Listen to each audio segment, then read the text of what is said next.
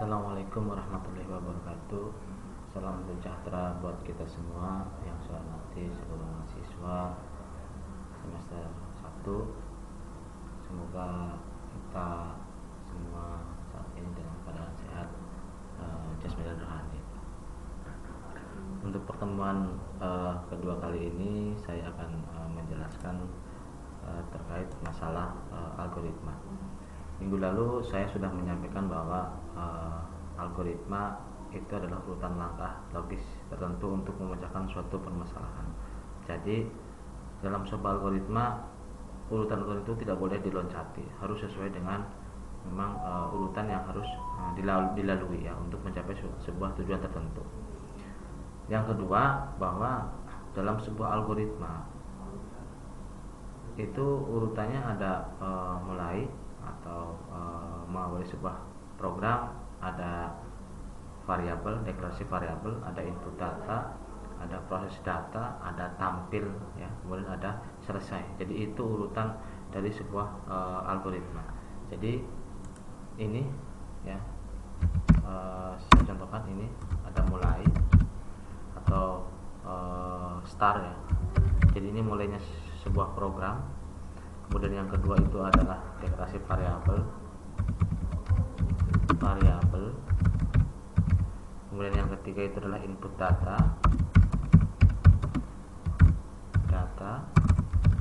Kemudian yang keempat adalah proses atau validasi. Kemudian yang kelima tampil ya, tampil. Yang ditampilkan adalah variabelnya. Ya, yang keenam adalah selesai. Ya, yang keenam itu selesai atau N ya. Nah, ini yang harus kalian pahami bahwa urutan dari sebuah algoritma itu seperti ini ya. Kurang lebihnya ada 6 atau mungkin bisa 7, bisa 8 tergantung memang prosesnya. Karena yang menyebabkan bisa panjangnya itu di prosesnya ini yang bisa panjang. Kalau 1, 2, 3 ini memang sebuah keharusan yang seperti ini ya. Tapi di proses kadang-kadang ada logika, ada perulangan, ada percabangan gitu ya. Jadi ini harus teman-teman perhatikan ya. 1, 2, 3, 4, 5 ini yang harus yang wajib ada dalam sebuah algoritma. Nah, kemudian variabel. Kita masuk sekarang ke variabel. Nah, ini variabel. Apa sih variabel itu? Biar teman-teman tahu bahwa suatu tempat yang digunakan untuk menampung data atau konstanta di memori yang mempunyai nilai yang dapat berubah-ubah selama proses program. Nah, jadi variabel ini memang kalau kita ibaratkan ya, dalam sebuah objek itu ada sebuah atribut. Dalam sebuah objek itu ada sebuah variabel. Dalam sebuah entitas itu ada ada atau objek itu ada atribut dan variabel. Jadi variabel atau atribut sendiri itu yang menciri-cirikan bahwa kita sebagai objek itu punya ciri-ciri. Nah, ciri-cirinya itu adalah sebuah variabel ya.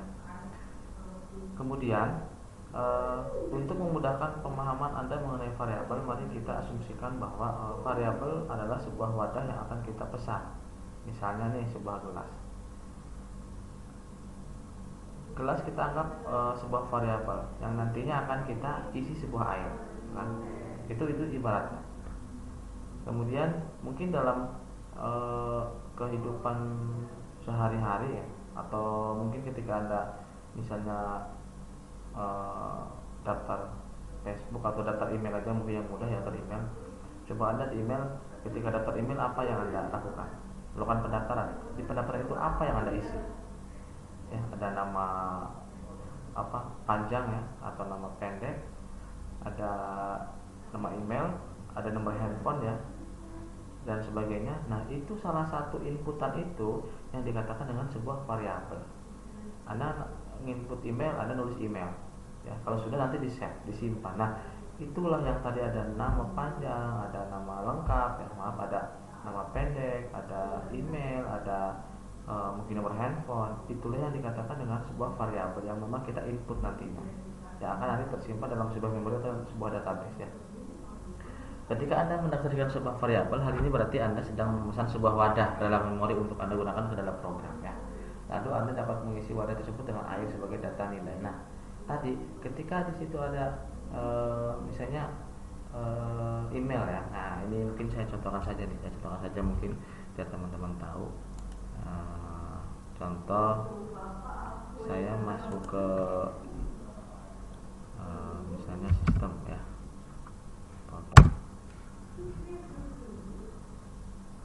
Silakan. Nah, ini namanya variabel ya.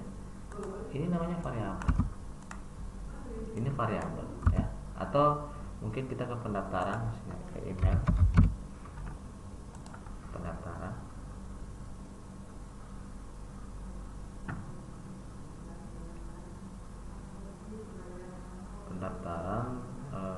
Bentar saya masuk ke ini misal kalau akun ini saya tambah akun ya.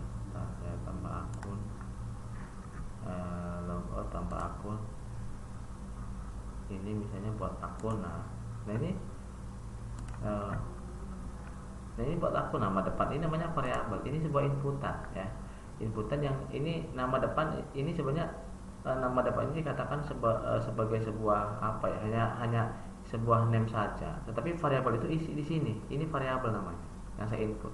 Nah, di dalamnya apa nama dari variabel ini? Nama depan kah atau nama belakang? Kalau nama depan ini mah hanya sebuah keterangan saja yang memberitahu bahwa ini sebuah inputan untuk nama depan. Ini sebuah inputan untuk email. Nah, ya ini email ya. Ini untuk sandi ini. Ini dikatakan sebuah variabel ini ya. Oke, saya kira paham lah teman-teman semua. Kemudian saya lanjutkan ya. Saya lanjutkan aturan sifat dari sebuah variabel ya. Ini aturan sifat dari sebuah variabel. Yang pertama adalah variabel hanya digunakan untuk menyimpan data sementara ya. Nah, ini data sementara. Variabel hanya mampu menyimpan satu data atau nilai ya. Jadi variabel hanya menyimpan satu data nilai. Contoh misalnya gini, ketika kita membuat variabel nama, maka yang bisa kita simpan ya hanya satu nama saja, gitu kan ya, satu nama saja, karena sifatnya hanya satu nilai saja ya. Kemudian saya lanjutkan, ketika kita menyimpan sepatu ke dalam loker, bagaimana cara kita mengetahui isi dari tiap-tiap loker yang tersedia? Jawabannya dengan apa? Nomor loker ya. Berarti gini, sebuah variabel ya itu wajib ada sebuah keunikan. Ada sebuah keunikan. Contoh gini misalnya, mahasiswa itu nama variabelnya apa saja? Ada name ya. Saya contohkan nih. Ini. Contoh mahasiswa ya. Ini mahasiswa, saya hapus dulu ya. Nah, katakanlah objek ya, itu mahasiswa ya. Mahasiswa. Nah, kira-kira variabelnya apa saja? Apa saja ini dari mahasiswa ini, kira-kira apa saja? Yang pertama ada name ya, ada nama, kemudian ada prodi ya, kemudian ada misalnya kelas ya ini, atau mungkin di sini ada name, nama, ada alamat ya, ada tanggal lahir ya. Ini contoh, mungkin masih banyak lagi ya. Nah, ini adalah sebuah variabel.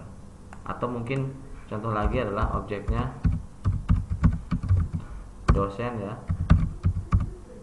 objeknya dosen, maka variabelnya itu adalah ada name ya, ada nama, ada jabatan, name, nama, jabatan ya. Ini sebenarnya banyak ya, sebenarnya banyak sekali gitu kan. Tapi saya contohkan cuma 3. Atau ada lagi misalnya selain tadi, misalnya objeknya mata kuliah,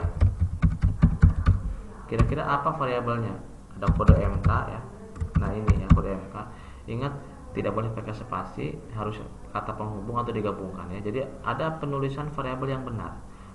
Variabel tidak boleh seperti ini ya. Tidak boleh ya seperti ini. Harusnya kode MK atau kode mata kayak gini ya. Tuh. Kemudian nama MK ya, nama MK, SKS. Nah, ini contoh variabel ya. Nah, di sini kalimatnya bahwa sebuah variabel yang dimiliki oleh objek itu pasti ada keunikan. Apa keunikannya? Nah, keunikan itu yang membedakan antara objek satu dengan objek yang lainnya. Nah, di sini disampaikan ya bahwa oleh karena itu setiap variabel harus bersifat unik. Ya, ini ya. Contoh nih misalnya, ya, misalnya gini, mahasiswa dengan dosen bedanya apa kira-kira? Perbedaannya apa di sini keunikan dari mahasiswa dan dosen? Nah, di sini mahasiswa dia memiliki NIM, ya, nama ini. Di sini dosen memiliki apa? NIM. Apa yang membedakan mereka? Yang membedakan mereka adalah ini keunikan. Nih, jadi mahasiswa punya NIM, kemudian dosen punya NIP. Nah, inilah yang dikatakan keunikan. Kemudian di sini mata kuliah. Apa keunikan mata kuliah tersebut? Ya ini kode MK ini. Ya. Jadi teman-teman perlu tahu bahwa sebuah variabel itu mendeklarasikan dari objek itu sendiri. Kemudian setiap objek harus ada keunikan sendiri, karena keunikan sendiri itu yang membedakan antara objek satu dengan objek yang lainnya. Nah, tadi ini NIM nama ini adalah unik, kemudian NIP juga unik, kode MK juga unik. Misalnya ada lagi barang ada kode barang, nama barang, harga barang, jumlah barang. Nah, itu uniknya di mana? Uniknya di kode barang. Nah, selanjutnya adalah ini ya. Ini ketentuan pemberian nama variabel. Ini teman-teman harus tahu nih. Variabel itu minimal satu karakter, maksimal 255 karakter ya. Tidak boleh diawali dengan karakter angka, tidak boleh mengandung simbol, tidak boleh mengandung spasi, tidak boleh mengandung operator khusus Pascal ya, atau ini tidak boleh menggunakan huruf besar dan kecil. Jadi ini yang harus kita pahami ketika kita membuat sebuah variabel. Tidak boleh minimal satu karakter ya, maksimal 25, tidak ada angka di awal, tidak ada spasi ya. Contoh nih ya, ini minimal karakter. Jadi Anda boleh membuat variabel itu ABCD boleh ya, boleh ABCD ya, boleh ABCD. Ini minimal satu. Anda nulis nama itu kan 4 huruf ya, nama ya, 4 huruf boleh, atau N saja boleh, nggak apa-apa, A saja juga boleh ya. Ini jadi minimal satu karakter ya, tapi tidak boleh angka. Anda nggak boleh variabelnya 1, 2, nggak boleh, tapi variabel itu gunakan huruf A, B, C, D, E, F, atau nama, alamat, tanggal lahir. Nah, maksimal 25 karakter seperti ini contoh. NM, nama siswa, gaji pokok, gaji kotor ya. Nah, variabel itu kalau kita nulis variabel itu harus identik dengan apa yang kita inputkan. Contoh misalnya kamu atau kita akan membuat sebuah program tentang pendataan data karyawan ya. Karyawan dikatakan sebagai objek. Kira-kira variabelnya apa? Kalau Anda variabelnya ABCD bingung, apa kira-kira ABCD itu? Tapi kalau variabelnya disesuaikan dengan apa yang kita inputkan, itu enak. Contoh, variabel pertama misalnya nomor induk karyawan NIK. Variabel kedua nama. Variabel ketiga katakanlah tempat tanggal lahir. Variabel keempat misalnya alamat. Jadi nama variabel itu juga harus sesuai mencerminkan apa yang kita inputkan.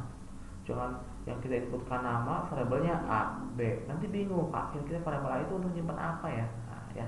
Jadi pemberian nama variabel pun harus identik dengan apa yang akan kita inputkan, harus sama ya. Minimal singkatan lah. Contoh mungkin nama ya, kita buat NM, NM itu nama. Kalau kita cuma N saja bingung nantinya. Saya lanjutkan. Nah, ini yang tidak boleh seperti ini nih. Contoh ya, misalnya 0 sampai 9. Kemudian contoh salah ini 21M 4 jari-jari. Jadi nggak boleh kita membuat variabel dengan nama depannya itu adalah huruf depannya itu angka, tuh nggak boleh. Nama, satu nama nggak boleh, 2 nama nggak boleh. Yang boleh ini.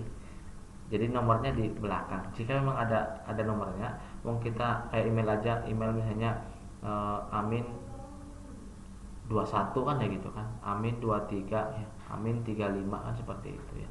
Jadi untuk pemberian variabel ketika mengandung unsur angka, maka angkanya diletakkan di luar seperti ini ya. Nama 1, 2, 3 jari 4 kayak gini.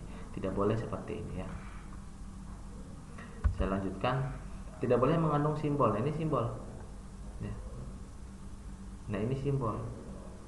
Nilai A siswa bilangan ini nggak boleh, add siswa nggak boleh, bilangan pangkat 2 nggak boleh. Yang boleh seperti ini ya, nilai ya bilangan ini tidak boleh mengandung simbol ya. Pangkat tidak boleh ya, harus seperti ini. Tidak boleh mengandung spasi. Nah ini nama siswa ini nggak boleh. Boleh digabungkan, boleh ini. Karena saya bilang gini, variabel itu kan ketika kita membuat sebuah inputan nilai, katakanlah program penginputan nilai. Ketika variabelnya ada nilai matematika, nilai bahasa Inggris, kan kita variabelnya kita sesuaikan dengan inputannya. Kalau variabelnya nilai A, nilai B, nilai C, nanti bingung nilai A buat apa, nilai B buat apa gitu kan. Katakanlah nilai A buat matematika, nilai B buat bahasa Inggris. Ada 40 nilai, Anda buatkan A, B, C, D, nanti bingung A buat apa. Makanya tadi saya bilang variabel disesuaikan dengan apa yang kita inputkan. Kalau dia nilai matematika ya nanti dibuatnya misalnya nilai mat gitu aja. Kalau terlalu panjang matematika ya disingkat MTQ misalnya. Nilai bahasa Inggris nilai being misalnya. Nah itu yang penting variabel yang kita tulis itu paham bahwa ini itu untuk menyimpan matematika nantinya, variabel ini untuk menyimpan bahasa Inggris. Nah, jadi namanya harus mencerminkan apa yang kita inputkan. Minimal disingkat boleh, panjang boleh ya.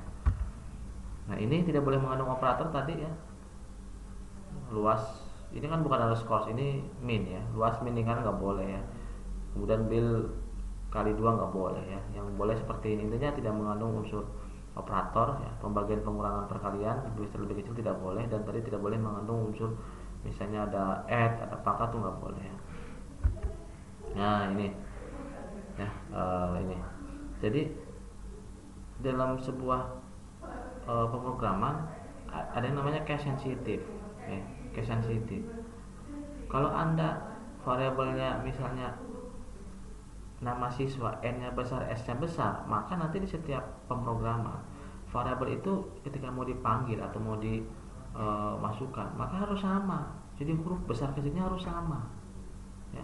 Huruf besar kecilnya harus sama. Misalnya Anda variabelnya nama n-nya besar, ya berarti ketika nanti dipanggil dimanapun, ditampilkan pun n-nya harus besar. Tidak boleh misalnya kayak gini misalnya nih, nama siswa itu kan di pemanggilan yang lain kecil, nggak boleh, harus sama. N-nya besar ya sama juga gitu ya.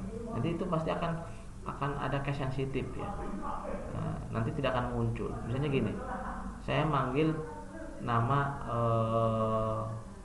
Rais gitu kan, katakanlah ya, R-nya besar. Ketika dipanggil R-nya kecil, dia tidak akan nengok karena itu bukan saya itu R-nya besar ya. Makanya dimanapun ketika Anda variabel ini, nama variabel ketika dipanggil dimanapun harus sesuai dengan hurufnya besar kecilnya harus disamakan nanti. Oke, itu namanya case sensitif ya. Nah, mungkin itu untuk variabel ya. Sampai ini dulu, nanti kita lanjutkan untuk pemberian tipe data ya, nilai awal atau bagaimana cara membuat sebuah algoritma ya. Nanti saya contohkan algoritma. Mungkin ini dulu yang saya dapat sampaikan. Kurang lebihnya mohon maaf. Saya Iri, Assalamualaikum warahmatullahi wabarakatuh.